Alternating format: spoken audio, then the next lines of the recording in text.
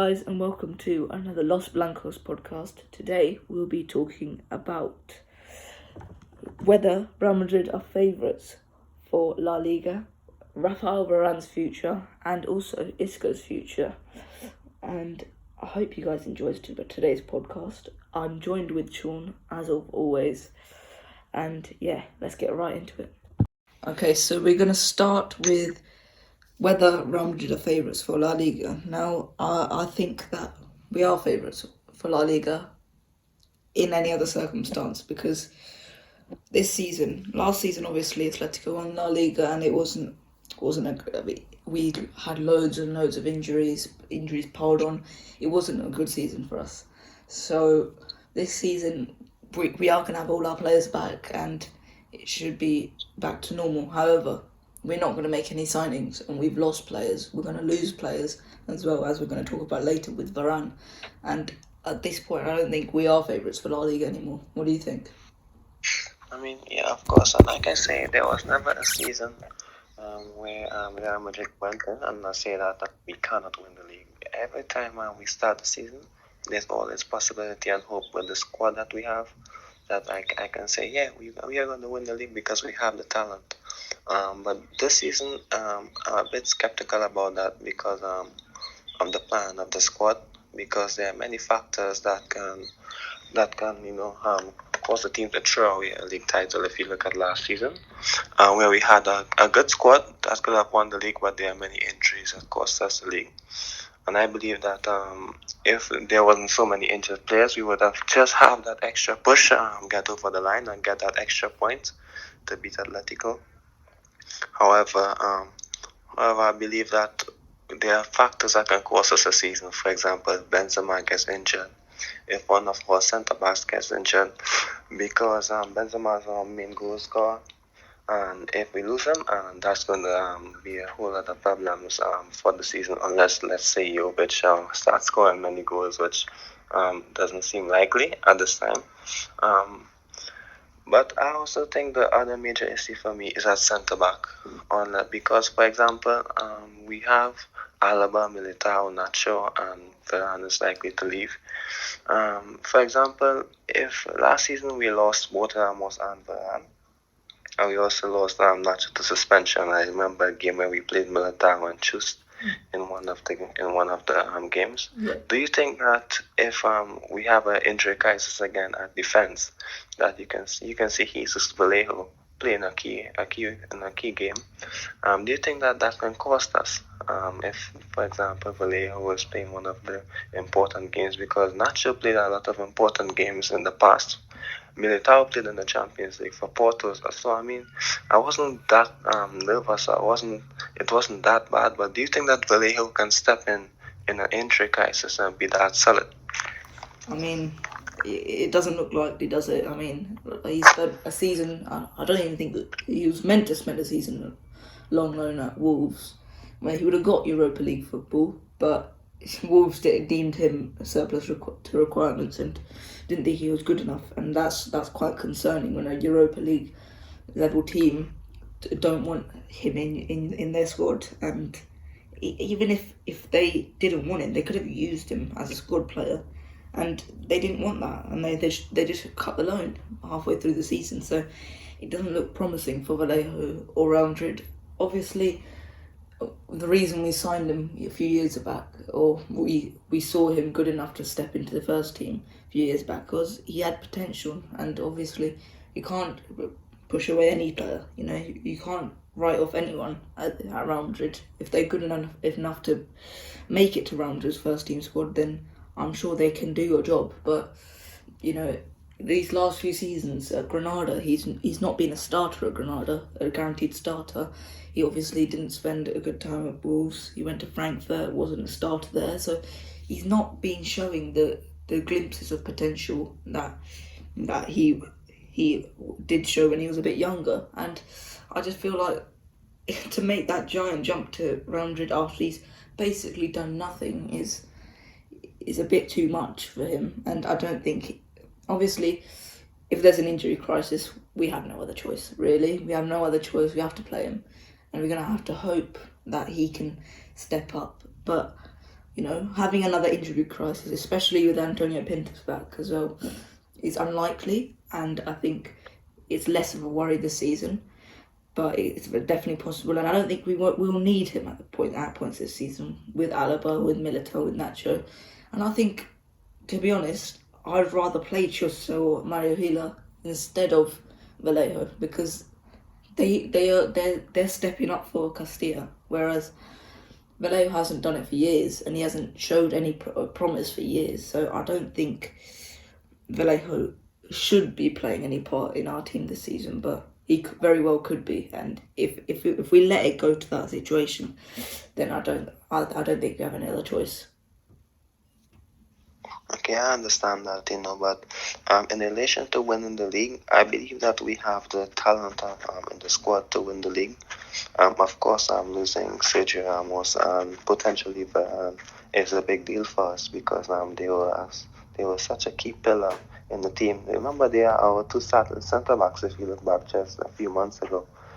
So that's of course going to be an issue. And Alaba, yes, he's a good centre back.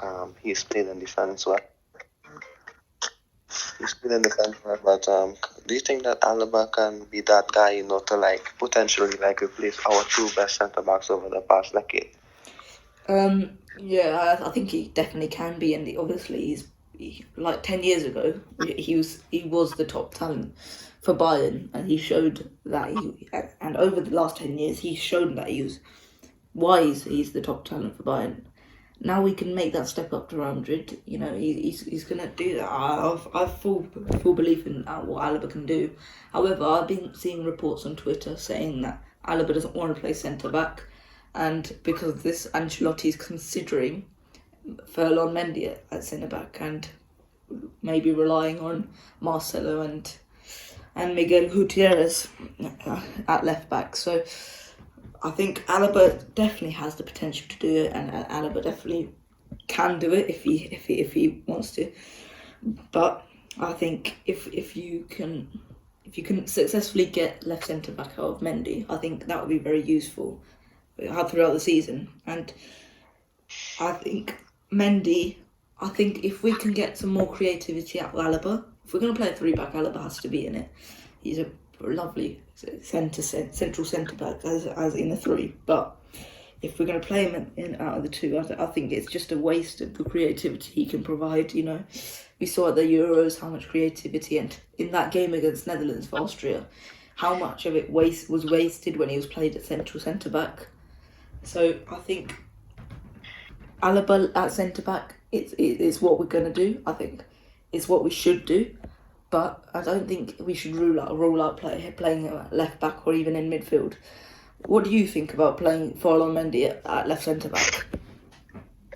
Actually, I think, first of all, I think that it could be a risk in an important game. I think, for example, if we are playing a team like maybe Barcelona and Messi is coming at them in that position, I think, for example, it could be a risky. It could be something very risky. If you're going to try it, you have to try it in the off season, and Mendy's injured at this time. So it's difficult to just try it in an important league game. Maybe you can try it in the cup. So I just think we have to play it safe because it's such a technical issue that we have. Ancelotti has faith in Gia and also Chus. And we have also seen Pablo Ramon stepping up to the first team for a few sessions. So I just think that now that's why we have to give these players a chance, because of course Mendy is not a natural centre back. I'm not saying that he can't play centre back, because he did play in a back 3 in one of the games against Getafe, I think, and he did get a goal in that game as well. But I think you have to use a natural centre backs, because I'm sure a guy like Gia or Chus will be a better centre back than Mendy. Because maybe I'm not saying that Mendy can't play in a centre back in case of an injury, but I don't think it's his best position. Yeah. Okay. So to bring this back to the league, Atletico have really improved, haven't they? They've brought in Rodrigo de Paul, and it looks like they're going to swap Saul and Griezmann. They are ironing out their kinks. They are they are really improving their squad, and they're being ambitious. They're thinking, oh, let's go out and win the league again, because that's the hunger we want. That's where we want to be. We want to be now the team that challenges Real Madrid and Barcelona. We've seen the dip that they have had. Let's pounce on that, and let's go and win some league titles. And I think that's what they're doing. You know, they're swapping Griezmann and Saul. Now that's one of the best swaps I've ever seen in my life, because they're getting rid of a player who they haven't used much this season, purely because of his inconsistency this season, and they're getting back, maybe not as good as he was when he left Atletico Madrid, but I think Diego Simeone can get the best out of him, and they're swapping them two around, and they're getting rid of Saul when they've already signed his replacement, Rodrigo de Paul. So they are really improving, while we're just stagnating. Also in Barcelona, they're improving as well. As much as they have chaos right now, they can't register their signings and all that. Eventually I think they're gonna register them. I think LaLiga aren't that stupid. They're not just gonna leave out the one of their main teams' best players just because of financial difficulties. I think La Liga, that's going to severely decrease their revenue. So I think it's going to be really hard for us to retain the league, especially with the teams around us really improving, and us just selling before we buy. And it's looking very unlikely that we're going to buy anyone at all this season. So what do you think? How can we beat Atletico Madrid this season? Okay, like I said, on last season, actually, I don't think that we were that bad in terms of winning the league. The issue was that we just needed players for that one final push. That's a season where after Hazard really struggled in that first season, you're going to think, okay, Hazard going to kick on, and he's going to have a better season. Then this season we have Bale coming back, and we can't depend on guys like Hazard and Bale, to deliver. Of course, if they deliver and they're playing well, then that's a good thing for us, and yeah, we have a good chance of winning the league. But I just think that going into the season, we're going to depend on Hazard and Bale, to give us goals. That's obviously not a good solution.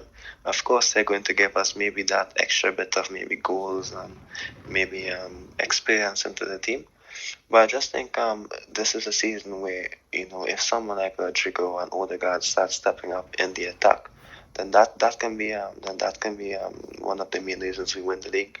Because last year, I just think we lacked just that extra push. Rodrigo got injured. We didn't have Odegaard. We didn't have a backup striker. Hazard wasn't performing. I don't think that it's about we don't have the squad. It's more that we didn't have the right solution in the squad. Players were injured, So I do think that we have the squad to beat Atletico Madrid, because last season it went down to the final game of the season. I think it's 1 point. 1 point or goal difference. So I mean, it's just that extra push, and we are seeing Atletico Madrid trying to improve as well. So that's going to make it a bit more difficult for us. But we have players coming back. Odegaard is back. Of course, we haven't seen his best at Madrid, or even last year at Arsenal. We've seen it at Sociedad. I mean, Jovic, it's difficult that he's going to get to his best, especially if he's going to be playing second fiddle. Hazard and Bale, they are two players who can maybe give us that extra push, So yes, we have the squad to do that. Of course, centre back is a worry. Of course, no one can replace Benzema, but yes, we have that squad to challenge and go to bit. It's just about finding a good solution within the squad and hoping that these players can actually stay fit and also be able to catch form. Yeah. Okay, what you've just said is there's a lot of ifs there, isn't there? There's Rodrigo, if he can perform, if Odegaard can perform, if Bale can perform, if Hazard can perform. But Atletico Madrid have those as well. If João Felix can perform, then they've got a massive player there. If Angel Correa performs, they've got a massive player there. So there's a lot of ifs in both camps, and we've got to really start pouncing on this. We got so many good players that haven't hit top form yet, and haven't hit where they need to be yet. And that's the same for Atletico Madrid. Let's be fair, but you know, if we can get the best out of them, and well, if Atletico can't, then I think that we can definitely overperform against Atletico Madrid. I think we are definitely we definitely have a better squad than Atletico Madrid. Let's not forget that. But a lot of our players haven't performed to the best of their abilities over the last few years. Isco, who we're going to talk about later, Vinicius, Rodrigo, Odegaard. With those, you know, they're massive ifs. If they don't perform, then it's going to be really tough for us. It's going to be a tough season. But if they do perform, you know, it eases the pressure off of Benzema, it eases the pressure off of Modric, Cruz, all those. And I think if that's Carlo's job. That is Carlo's job, really, to get the best out of these players. I said last week that Rodrigo's gonna, in my opinion, Rodrigo's a bit like Di Maria. If Carlo can do it, like get the best out of Rodrigo, then we've got a fantastic provider for Benzema as well. Yeah, of course, and like the issue, the good thing about Carlo Ancelotti is that he is a coach who can maybe adapt to the team that he has if we have an injury. You see, I think he's one of these good coaches who, you know, can adapt and say, you know what, we're going to play a back three because I don't think with the players we have we can play a back two. You know what, I'm going to switch a formation a bit like he did in his first spell. He did it at Everton, he did it at Napoli. So I think he's a coach he's a good coach that we have at this time, you know, to get the best out of these players. So maybe just keep us fighting on the top until I don't know who will be available in terms coaching wise for the next 2 years. But I think Carlo Ancelotti is that good coach, you know, just to keep us fighting. I think he has the versatility as a coach. He has tactics to get us out of difficult situations. So I believe he can. I believe he is a suitable coach to get the best out of this team. I mean, of course, I think a new coach is something that we needed. Zidane did a good job. I'm not going to deny that. But there are so many players that just was not fitting and just was not getting the opportunities. I just think to get the best out of them, we need a new coach, you know, maybe a more tactical coach. I'm not saying that Zidane isn't tactical. He was amazing for us. He got the best out of many players. But I just think that, you know, now was a time, you know, best for everyone, you know, to have a fresh start, give new players like Odegaard an opportunity, you know, because we don't know how good these players can be. Because I feared that last season that maybe if Zidane had stayed, a player like Martin Odegaard would have been sold, a player like, I don't know, like one of the young players would have been sold. And we'd have been in a similar situation where we lost players like Hakimi and Theo Hernandez and Marcos Llorente, players that maybe cost us the league last year if we had those players in the squad. You know, so I think that we need a new coach to give each player a start, a fresh start at you know, finding themselves, because like I said, we just needed that extra push on last year. And you know, these players that are coming back can't give us that. You know, Odegaard played well at Sociedad, so why can't he play well with better players in Madrid? Of course, Jovic had that one good season. So why can't he contribute to some goals? You know, Hazard, we know what he can do, but with Pintus coming in, that's going to maybe be a good change. You know, Bale can score goals as well, you know, so why can't these players contribute? I'm sure that they can. We just need a coach get it out of them. So that's why I believe that we need a new coach. We do not want to make the same mistakes like losing guys like Marcos Llorente and Hakimi. So, I mean, a new coach, and I think he can get the best out of these players. But like I said, there are many ifs, not just for our club, but for Barcelona, for Madrid as well. But even though there are many ifs in the squad, I think Carlo Ancelotti has that tactical flexibility to adapt to the team that he has. Yeah, okay, so that will be the end for this section, I think. Next section, we'll be talking about Rafael Varane and his future at Real Madrid. Join us after this short interval. Welcome to the second part of the podcast, where we will be discussing Rafael Varane and his reported exit from Real Madrid. So, rumours came out that earlier this week that Man United pulled out their bid of 40 million to improve it to 60 million. Now, I may be the only one, but I think we should be accepting this. Varane doesn't look like he's going to renew his contract any further unless we give him Alaba wages, which is way too much, even for Alaba. And I think Varane has to. If we're never going to get 60 million later on, are we? So it may be risky to go into next season without either Ramos or Varane, but I think it's a risk we have to take, and I think 60 million for the Mbappe fund, I think, is fair enough. What do you think? Yeah, that's fair enough. Like you said, I have to agree with you because it doesn't look like he's going to sign. I'm not saying that he's an easily replaceable player, but I think Mendy and Nacho showed enough last season to show that we maybe have a bit of cover if he leaves, because of course I'd love to say if it was Sergio Ramos who maybe had that one last year, I'm going to say, you know what, let's keep him because we're not going to get the money for him. But we're going to get the money for Varane, and it's fair enough if we're going to use it to sign Mbappe next season or this season. So yeah, I think it's fair. I think of course I'd love to sign another centre back as well, but that seems unlikely. Varane seems unlikely to sign as well.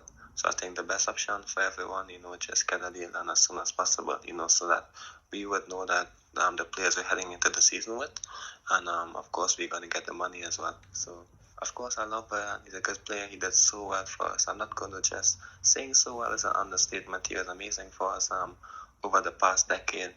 So we have to respect his decision.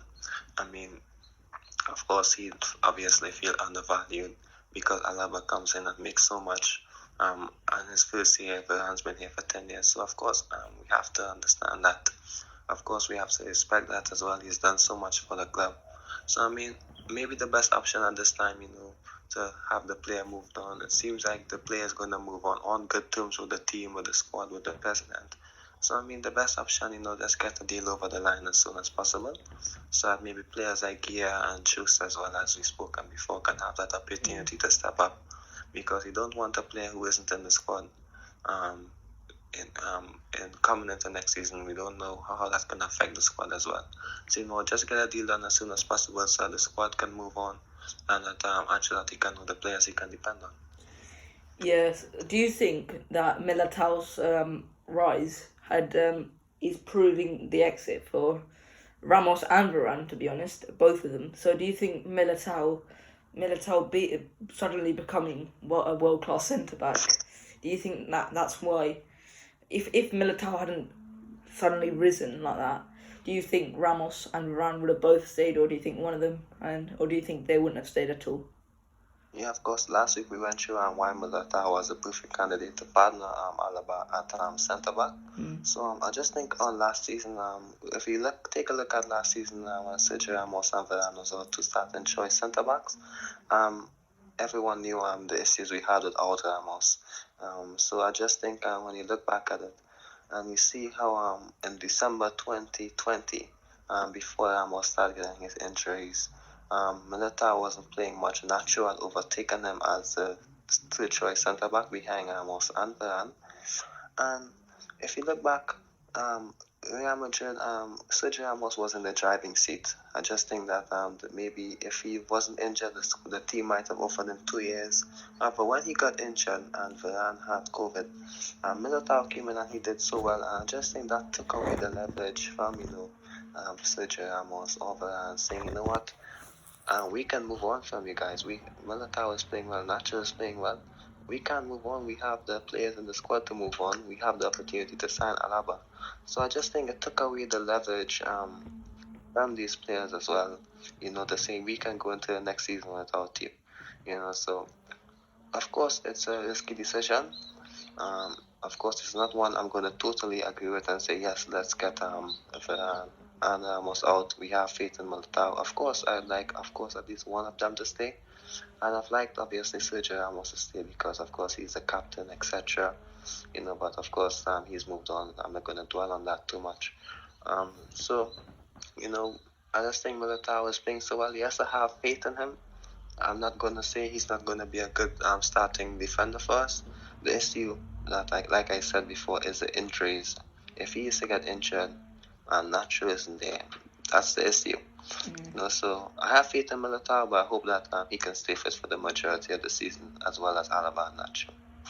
Yep. So obviously I live in England, and I know a lot about English clubs, and I'm literally surrounded by English fans, and I know what they think about their club, and every Manchester United fan that I'm surrounded by is thinking that Varane's the top target. He's the main guy. He has to be signed. So I think Man United, realistically, they're not going to go for anyone else. There's been rumours of them maybe signing Koundé, maybe signing Paul Torres, but they are looking at Varane, and that's their top target. They've secured Sancho.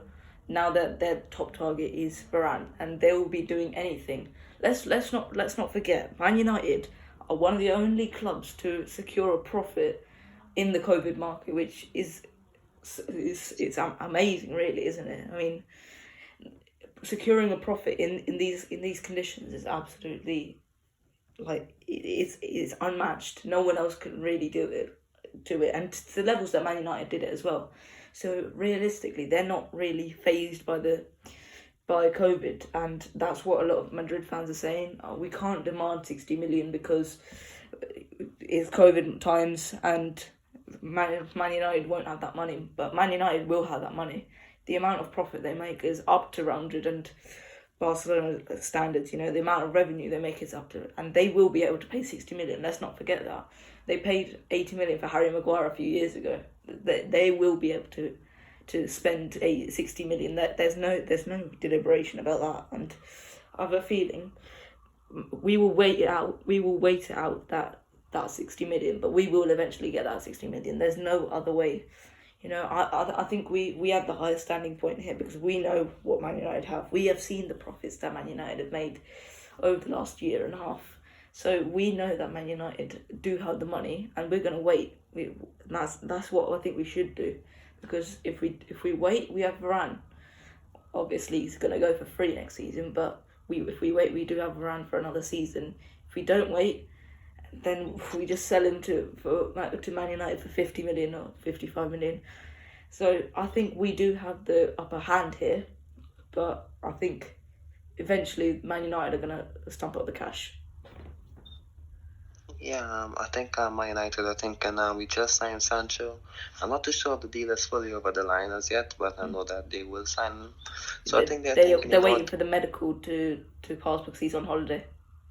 Okay, I understand. I just think that they're thinking this is a year we have to win because we just signed Sancho and Bruno Fernandes is doing well. We have one last year of Cavani. Rashford is still there as well. Greenwood is getting better. I just think that they're thinking that this is a year that we have to win and we need to sort out our defense. A better partner for Maguire. So with Varane coming in, they're thinking, what, we need to sign this. We need to get this over the line. So I'm just thinking that maybe that they're so ambitious that that can give us an upper hand in terms of negotiating and in terms of finding a deal for Varane.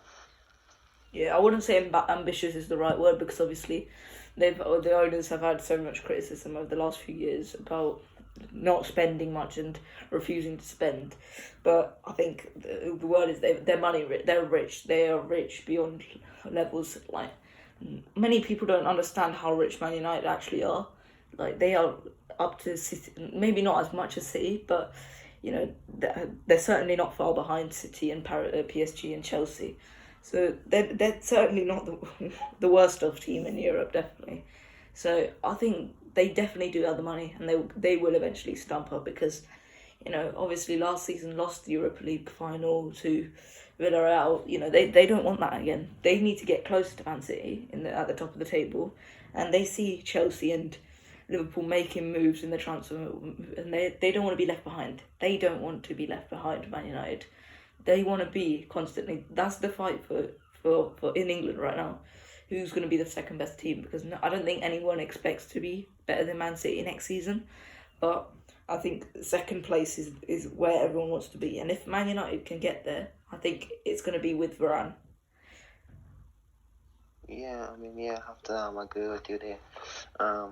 I don't think. I think that they can challenge for the title. Maybe if Solskjaer can get the best out of these players.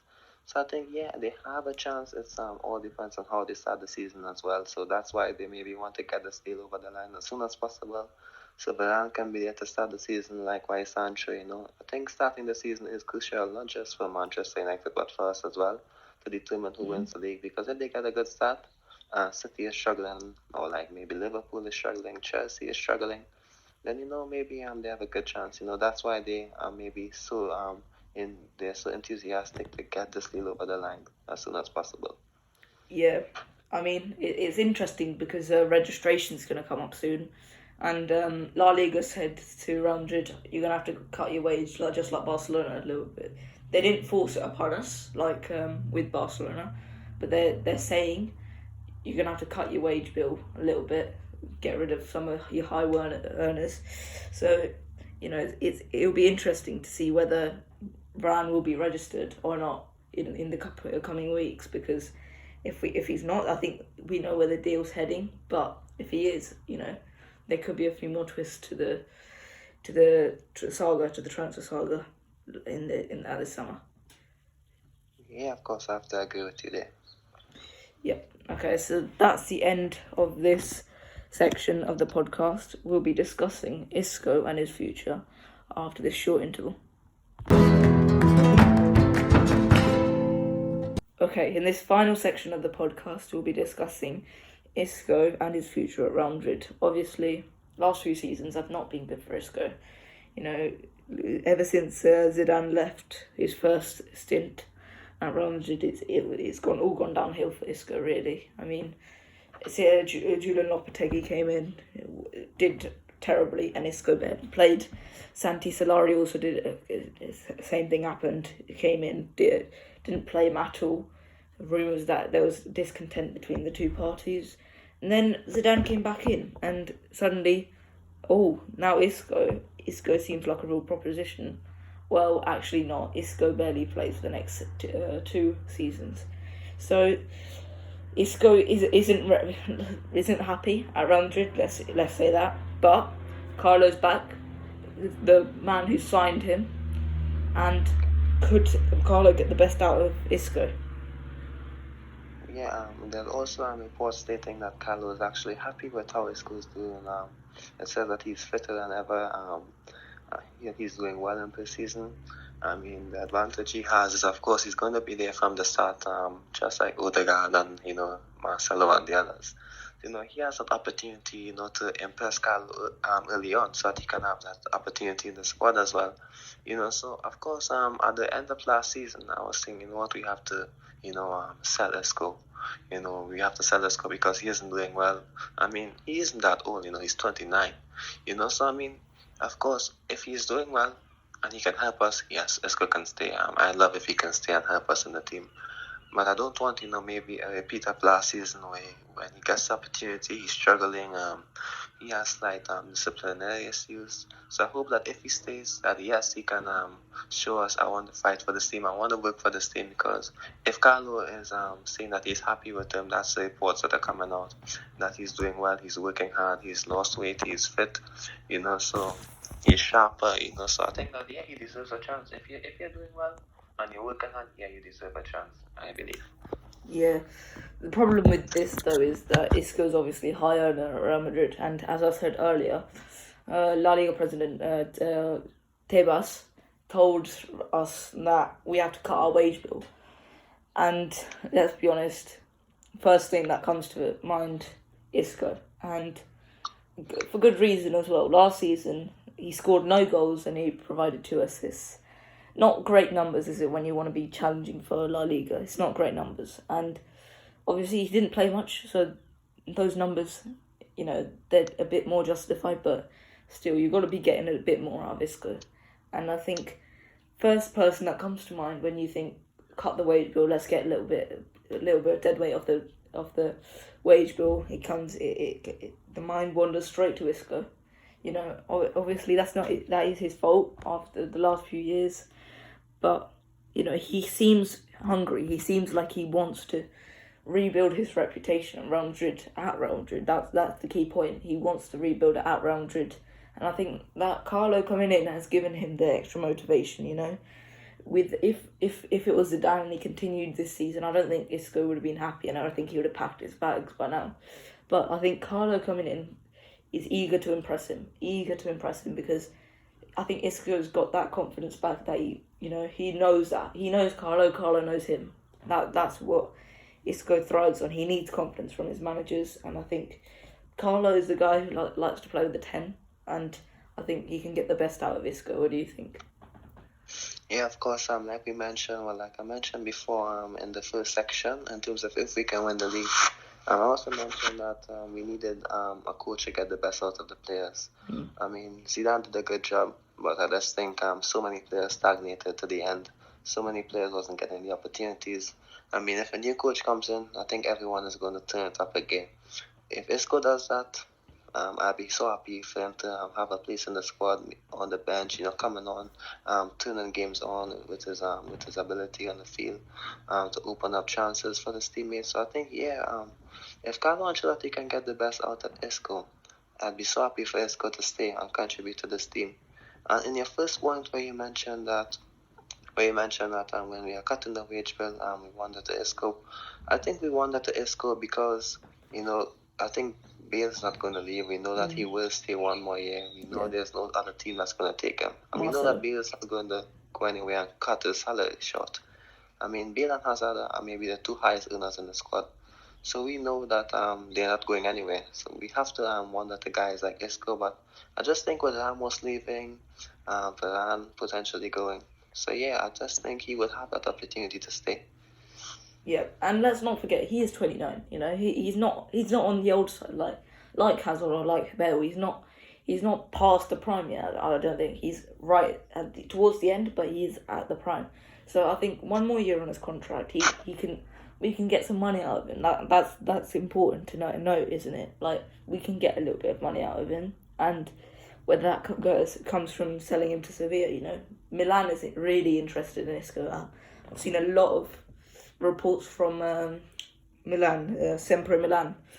I've seen them commenting on Isco a lot, and after Hakan Çalhanoğlu left Milan, I think they're really interested in Isco, and they're also interested in James and a few others, but their main target is Isco. And I think if we sell him to Milan, we've got a great relationship with Milan, both ways. After selling Teo Hernandez, Brahim Diaz, all these players, we've got a great relationship with Milan. If we can strike a deal with Milan, even if it's just like 10 million or 15 million, I think we've done well to get a little bit of money out of Isco. Even if it's only a little bit, it contributes to the Mbappe deal. And I think we've got to do everything to get to the Mbappe deal because we've seen Varane being he's being sacrificed for the Mbappe deal. It would be a bit weird to sacrifice Varane but not sacrifice someone like Isco to the Mbappe deal. And I think I personally love Isco. I think he is one of my favourite players. A couple of years back when he's so silky on the ball and he would get out of such tight spaces, but now you just can't see that agility of him. You can't see the mesmerising feat of Isco anymore. He's kind of disappeared ultimately, and I think we've got to find a way to get the best out of him if he's not going to leave this season, because just like with Bale, you might if they're here, you might as well use them, because what's the point of just having so many wasted wages on the bench or in the reserves, and I think Isco's less so than Bale because Bale showed he can effectively contribute. I think Carlo can get the best out of Isco, and I think he plans to play a number 10 with Odegaard as well and Modric, and I think if a number 10's in there, I think Isco he goes up the ranks a little bit, and we'd start looking to shift some other players instead. Yeah, of course, and the team is also Carlo Ancelotti is of course a versatile coach. Isco is a versatile player as well. He can also fit here maybe on the left and midfield. In Carlo's first spell, I know that Carlo Ancelotti played 4-4-2 when Bale was injured, and he had Isco on the left, James on the right, and Benzema and Ronaldo up top. I think that's something he can replicate, and if Isco is doing well, I think that maybe Carlo's thinking, you know what, I can maybe use that same system, with Odegaard on one side, Isco on the other side, So I just think that if he's doing well, I mean, I don't think that Milan would buy him if, for example, James is available and cheaper, of course, because I think Everton might need. I think there might be similar wages as well, because I think James and Isco, they're in similar situations, easy to shift, and I think they're the main candidates to be shifted. Yeah, let's see with that as well. James would be more likely to leave, because I don't think he'd be quite happy in Everton with Carlo leaving. Yeah. And also it's Rafa, so Rafa and James did not have the same very good relationship at Real Madrid. I mean, I'm sure that they can move on from that. Yeah. It's not like the Pep Guardiola and Yaya SU back in the day, but I just think that Isco, I think he wants to stay. Of course, you can't count out that he has a family in Spain that's quite settled. So I think that Isco maybe wants that chance, to say, you know what, I can still contribute something to this team, So I think that Isco will stay. I mean, I think most likely Mbappe might come in next year on a free transfer if he's signing. I mean, so I just think that we have that opportunity, to get the best out of Isco. If a player wants to stay and there's no way he's going to leave, I think we have to utilize them and get the best out of them. Yeah. I'm going to ask you a question there. Would you keep Isco beyond this season if he scored like 10 goals and provided 15 assists? Yes, I would, because, I mean, like I said, he's not like 33 years old, he's 29. I mean, if he's performing well, that can save us a lot of money in the long term in signing a replacement, because Isco has shown that he has the talent. Of course, Isco isn't the kind of player to depend on speed like Bale did. That's why Bale is slowing down, because he's such an explosive player that his speed was one of his main attributes. That's not Isco. If he's sharper, yes, that can help Isco in terms of trailing defenders, in terms of finding the space and working harder. That's his skill set.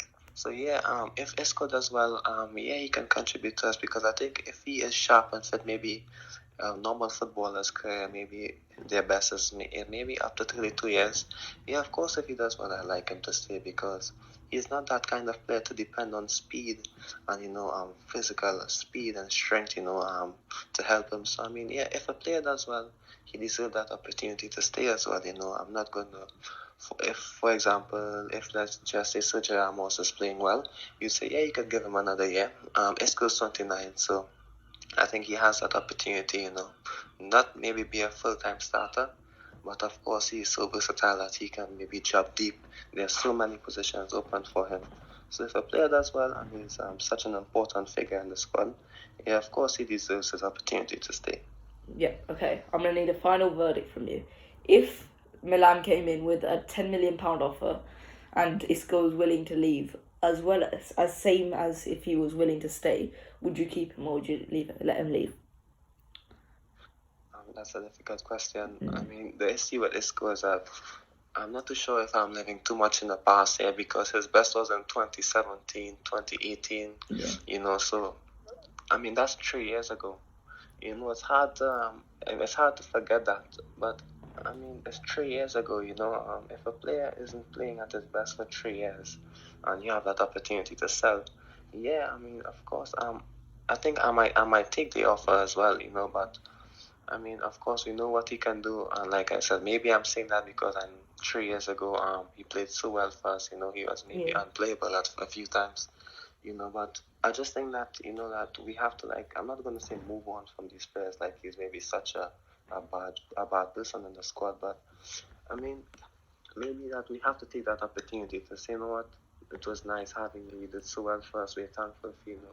Now's the time for us to move on. We have so many young players waiting in the wings, so maybe we can take that opportunity, maybe younger, maybe hungrier, and maybe they can tell us, you know what, this team can get the best out of you, and you know what, we have other young players who can step in for you. So yeah, I think I might take the offer, because of course we have Odegaard as well. maybe Sergio Arribas, who can also play in that attacking midfield position. Yeah, he can do that. So yeah, of course, we have so many young players, there. Then I can say, I'm going to take the offer. It's going to help us sign maybe a guy like Mbappe, maybe Haaland, maybe next year for 75 or 85 in the clause. So yeah, that money can be helpful. He's not young, but he's not old at the same time, so that's what makes it difficult. But at the same time, he hasn't been at his best for 3 years. So I'll take the opportunity, because we don't know how long his performance can be sustained, even if he maybe gets back to maybe a slight bit of form and confidence. We don't know how long that's going to be sustained. So you know what? I think I would take the offer as much as I love Isco. How about you? Yeah, same. I think we can't pass up on an offer. I don't think we turn our noses up if he stays, but I think we have to take the offer if it comes in, because our wage bill is just a bit too high, and we don't want to end up like Barcelona in this situation. So yeah, of course. With Bale leaving next year, I think that's going to maybe clear up a few bit of our wages as well. Yeah. Okay, so that is the end of the podcast. Thanks for joining me today. Yeah, thank you for having me as well. Yeah, I'll join you guys next week. Like and subscribe, and I'll see you guys later. Bye-bye.